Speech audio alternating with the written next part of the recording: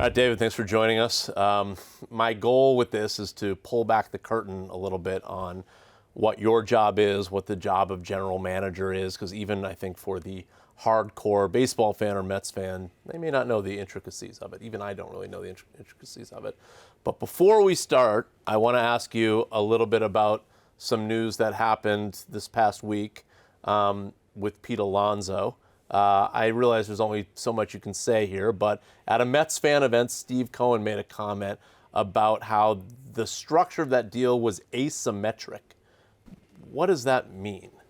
Yeah, I'm not going to go into the extent of discussions or any comment on any negotiation we've had. What I'll say is, one of the things that makes Steve one of the great owners in professional sports right now is his honesty and transparency. And when he's at an event that allows him to communicate directly with our fans, he wants to be straightforward, and he is.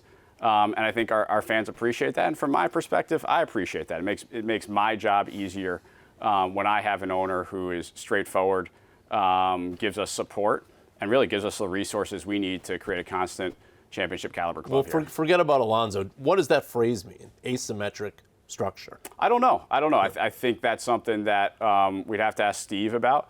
But I think in general, when he's in those environments, he wants to be open. He wants to be as transparent as he can possibly be. But in terms of the specifics of what he was referring to there, I'm not going to get into it.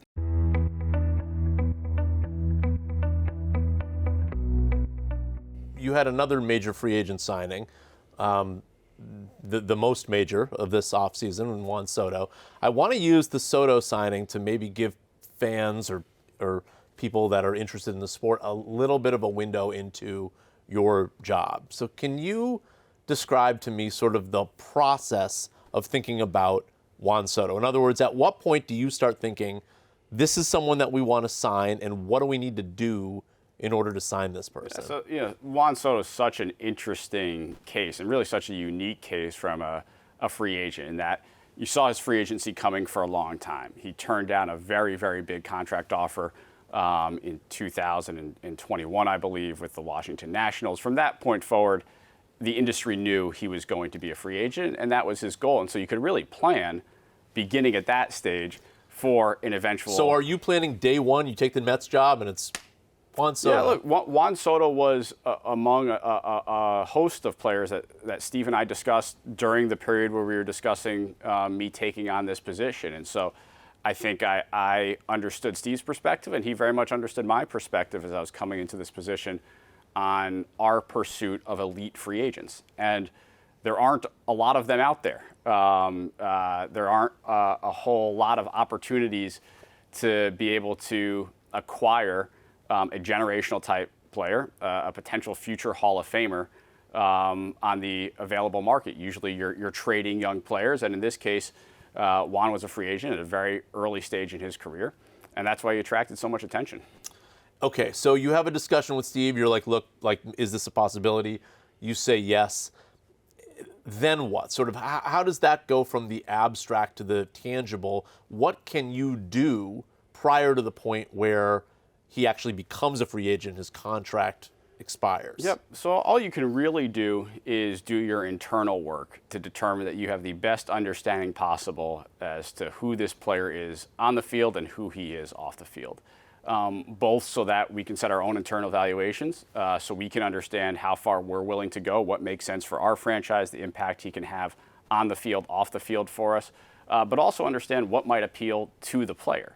A big part of this process with a premium free agent is the non-monetary aspects of the deal, the recruitment, him understanding who we are as an organization, and then ultimately his determination as to whether we're the right fit. When you guys determine of something like player valuation, how much of that is sort of predetermined versus how the market sets? I'm thinking about this like, if you're buying a house, you may go in with a budget, but then once the negotiations start, the budget changes. Is that what happened with Soto? I think you go into any negotiation with a range of possible outcomes. And certainly when you're dealing with a premium free agent where you know there's going to be a significant amount of competitive bidding, you expect it to push the outer limits of those expected outcomes. And that's what's happened here. But we understood that this was going to be a player who was highly sought after. We understood there were going to be a number of big market, well-financed teams who were going to bid on his services. And really, I think at the end of the day, money's always a factor, and money was a big factor. But all the clubs were relatively close in their final bids. And we had to make sure that once we got to that final stage, we gave our best effort to make Juan Soto want to be a New York Met. All right, so let's fast forward to that stage of things, because you guys have been open about how you didn't really know if you're going to get Juan Soto until like 30 minutes before the bidding is closed. So what are those hours like? In other words, are you holed up somewhere with Steve and you're on Zoom calls with Scott Boras and he's saying, hey, this is what the offer is? Or is he asking for specific things toward the end? So, this is a weeks-long process with many ups and downs and twists and turns, and you make series of offers and try to gather as much feedback. Is he saying like final offer, like is it multiple final offers? It's not necessarily. That there's a staging of offers, and then ultimately it's the agent's job to push each club to the max. And we have to decide on the club side what is our max, and then make a very firm, hard stop. And so in this case, I think Scott Boras got multiple clubs to their max, and then Juan had the opportunity to decide what was the best fit for him. And when you say max, in those sort of late stage conversations, is it mostly just years and dollars, or are other things coming into the picture? I think years and dollars generally drive all free agent pursuits. As you get to the closing stage, the finishing stages, there are going to be other aspects of a deal, other maybe softer aspects of a deal that come into play. But in my experience, years and dollars on the contract side generally drive things.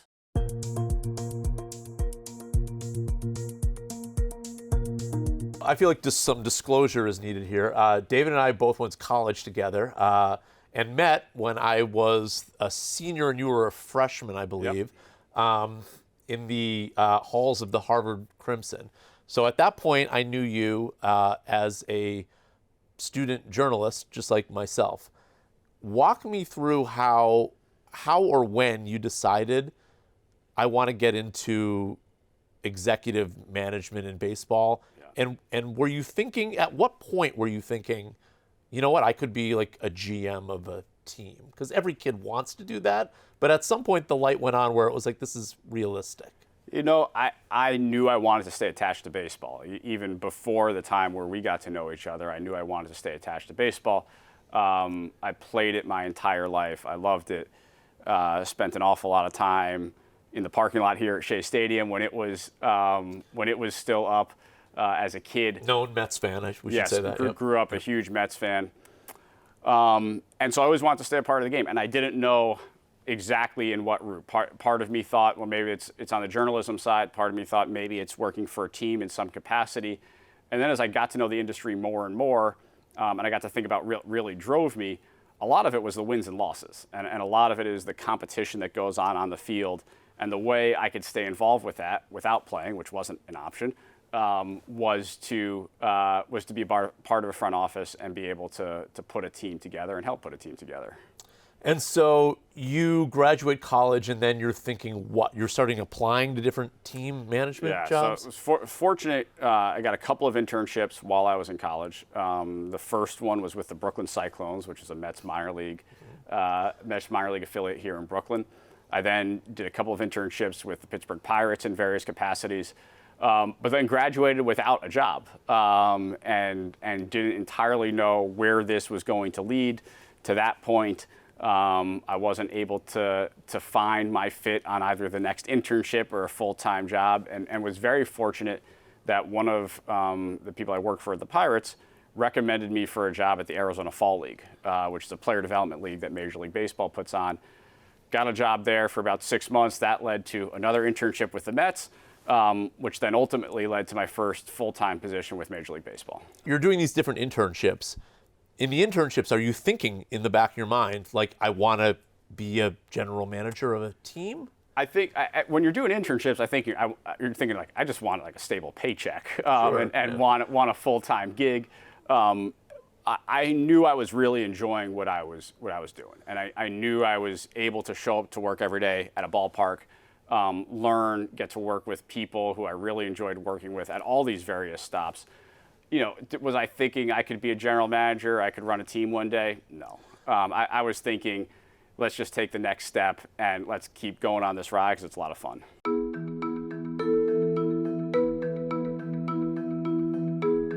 What makes you good at this? Like, in other words, I mean, I think you're sort of universally respected as someone who's good at this. Why are you better at this than others?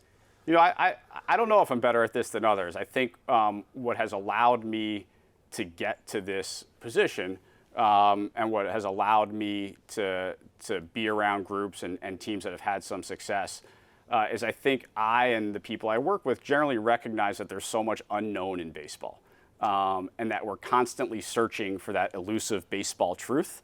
And we're never going to find it, but as long as we continue to search for it, as long as we continue to push ourselves to get incrementally closer to it, I think we've got a chance to help our team put good teams together. And so that's one of the mentalities that I think has helped me throughout my career, and I think generally the people we have working here agree with that, is that there's so much for us to learn about baseball. There's so much for us to learn about player prediction and how to put teams together and how groups of people come together. And so I'd like to think that constant search and quest for sort of that elusive baseball truth is what has helped me. All right, so walk me through the ladder now from when you get your first full-time job to where we are today. Are you spending your time sort of doing baseball analytics? Are you in front of a spreadsheet, or is this sort of, like a fantasy baseball but real situation, or are you doing other tasks that maybe are... Yeah, doing a whole lot of other stuff. So I think because of where I went to school and my age when I got my first job, people often look at me as sort of an analytical type guy, a stats guy. I studied government in college. I took one stats course in college. So the real statistics I learned here, I learned on the fly, and I learned from people I worked with. So some of that was at Major League Baseball, understanding different valuation methodologies, understanding different modeling techniques. That there were a whole bunch of really talented people at MLB who were nice enough to give me their time and teach me.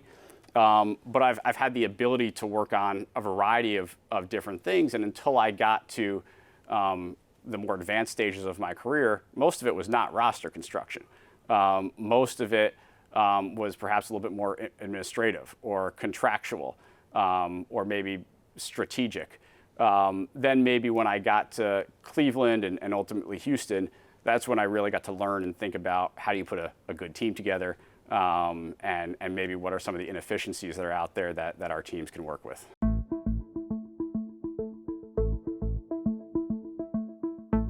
When Steve Cohen hired you, he said that it was clear to him that you guys had sort of the similar philosophies. What were those philosophies? What are those philosophies? Well, I think first off, we had a unique connection that we both grew up Mets fans. We both very much know what this franchise, what this organization means to the community. And we both have an extreme desire to bring a world championship back to Queens and back to the Mets fan base. And so I think that was the initial connection. And as we began talking and discussing more and more how we wanted to do that, the thoughts behind it, the philosophies we wanted to implement, the types of people we like to work with, I think a lot of that aligned. And I think ultimately, Steve took a leap of faith, and he's entrusted me with helping to lead a big part of his personal investment and a big part of sort of what he cares about in his life right now. And so it's a tremendous privilege. It's been a lot of fun for me. Greatly enjoyed working with Steve over this first year, and looking forward to many more. I think Steve made a comment that he wanted to win a World Series in the first 3 to 5 years of his ownership. I believe this is year 5. Yep. Has he made that known to you? Hey, by the way, I said this? I think over Steve's tenure of ownership, he's learned how difficult this is. And he's learned that patience is required. He even said that the other day. Patience is a big part of this. If we truly want to put together one of the elite franchises in sports, not just baseball, but in sports, it takes patience, and it takes consistently making the right decision over and over again at all levels of the organization. And ultimately, if we keep doing that, we will get to the end goal of winning a World Series and hopefully winning multiple. But I think it's important from ownership on down, to me, to our coaching staff, to our players, let's focus on making the right decisions on a day-to-day basis and trust that the ultimate accomplishment is going to get there, rather than looking at the ultimate accomplishment and being fixated on that.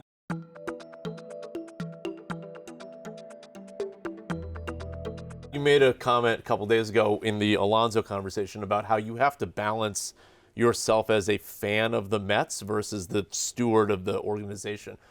Where do those things conflict? Look, fans, by their very nature, and look, I'm still a Knicks fan, I'm still a New York Giants fan, so I still have the fan part of me. Fans get to be more emotional, and that's what makes being a fan a lot of fun. I don't really have that luxury, and if I did have that luxury, if I let that creep into this, ultimately I don't think our fans would actually be happy about that, because I'd probably make decisions that wouldn't be in the best interest of our organization, and probably wouldn't help us win as many games as we want to win. So it is balancing that emotion. It's balancing the 16-year-old or the 18-year-old version of myself who thought I had sort of all the answers of what the Mets needed to do, versus the position I'm in right now, where I just have more information and really good people around me helping me try to figure out what we should do.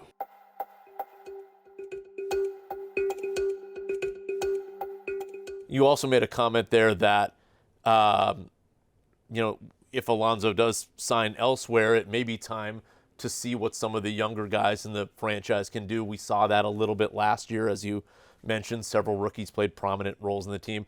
Who are some other younger players, maybe even in the farm system today, that you're particularly excited about that could contribute this season? Yeah, so I think we're getting to a pretty exciting stage of our organization where we have a number of players who have been highly touted prospects throughout their times in the minor leagues, who are now getting to that AA, AAA level and can really impact our team at the major league level in the not too distant future. So we talk about a player like Mark Vientos, who did it last year, a player like Brett Beatty, who we've seen in the big leagues before, but also someone like a Brandon Sproat, who's a young pitcher who will begin the year at AAA, one of the top pitching prospects in all of baseball, who we believe will help us at some point this year. A position player like Ronnie Mauricio, who had a really nice early start to his major league career, then got hurt, is on his way back, and a whole host of players coming behind them. And that is what really elite organizations do, is they have the constant talent pipeline pushing their major league players, pushing the team at the major league level to constantly replenish and hopefully keep consistent championship quality baseball going for a long time.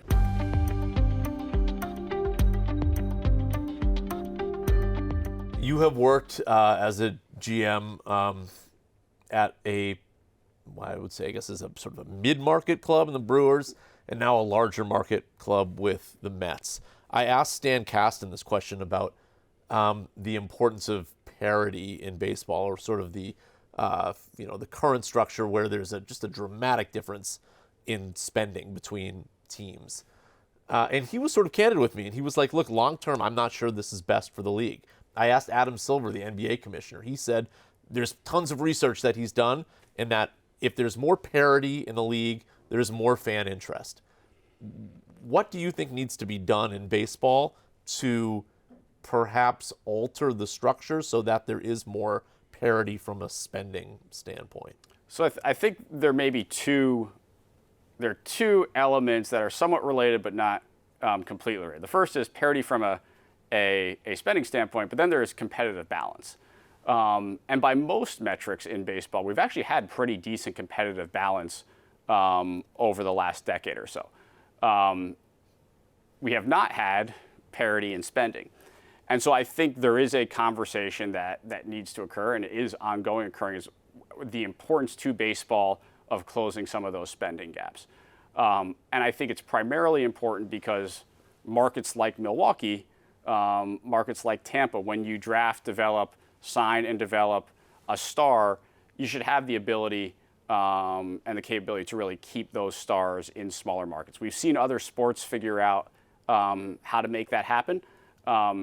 Baseball has had a little bit of a tougher time figuring out how to make that happen. I think there are a whole host of mechanisms that can help with that. I'm certainly not going to opine here on which may be the most effective or the most realistic.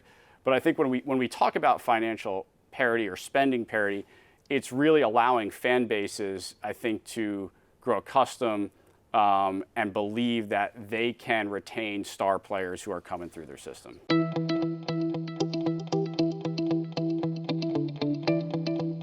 Obviously, the answer to this question will depend on what time of year you're in, but you've sort of worked us up now to the modern day where you're GM. What is your day like on a given day now? You know, you wake up and you do what? Yeah, that's one of the fun things about my job is there's very little standard in my day. I never entirely know what I'm going to encounter. I think on each day there are probably some constants. So I have a really talented executive team that works with me. I'm making sure I'm spending time to connect with them on a daily basis, understanding what's going on in each of their areas. Is there anything that I need to know about? There's likely a conversation with Steve, whether it's over phone or text or communication with him. So you're talking every day pretty much with Steve? There's probably some form of communication most days. Yeah, not universally every day. If we're going to be around the trade deadline, we're probably having pretty regular communication. If it's a little bit of a quieter time in the off season. What are those conversations like? In other words, you're saying, hey, I'm thinking about this player, this contract structure. You okay with that? Or is it more in depth? No, it could be that. It could be bigger picture, strategic, forward looking. It could be very granular, like you're suggesting, where it's a specific player. Steve, I'm going to make this contract offer. Or Steve, we're considering acquiring this player. In general, I try to keep him up to date on what we're thinking from a baseball operations perspective. And Steve asks great questions. And I think his perspective that he's gained throughout his career allows him to see things through maybe a little bit of a different lens than I can. And it's worked really well.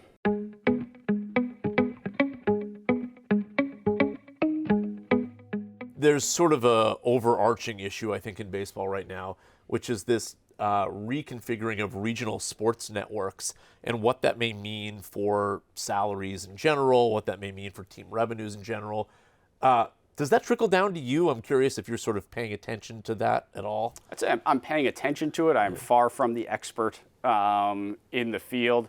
Clearly, there is a reorganization of how fans are consuming our game and how fans are consuming sports in general. And it's going to require a little bit of a reimagination on our part, probably, on how we're delivering it to fans over the long run. But I do think in the long run, this is a massive opportunity. We have a tremendous game with tremendous moments that we can package and deliver to fans in really attractive ways. And I think we're beginning to learn that. I think some other sports are making progress in that as well. And so I think it's an exciting time for the sports industry. I think it's an exciting time in baseball to hopefully leverage some of these newer fan engagement mechanisms, fan engagement methods to really grow our sport. David, thanks for the time. Thanks, Alex. I appreciate it. Thanks, man. Thank you.